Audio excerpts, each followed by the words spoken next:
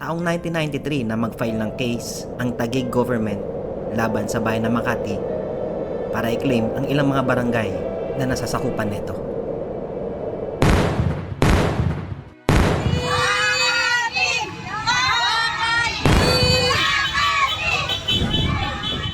Kabilang na dito ang barangay kung saan ako lumaki at nagkapamilya.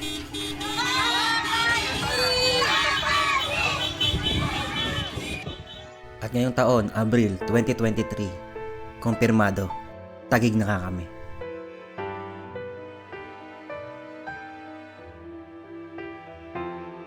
Pero hindi ganun kadali. Maraming mawawala. Benepisyo. Higit lalo sa mga ordinaryong mamamayang kagaya namin. Hindi kami mga politikal na tao. Lumalaban din naman kami ng patas bilang ambag sa ekonomiya. Pero ang ideyang simula sa pagkabata, sa eskwela, programang pangkalusugan, hanggang sa pagtanda, napakaganda ng programa ng Makati. Benepisyo at mga programang hinding-hindi matatawaran para sa mga residente nito.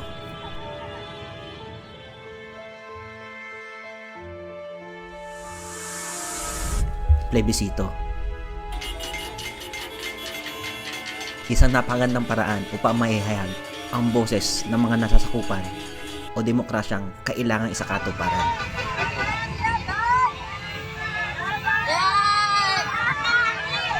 Ganito kami sa Makati.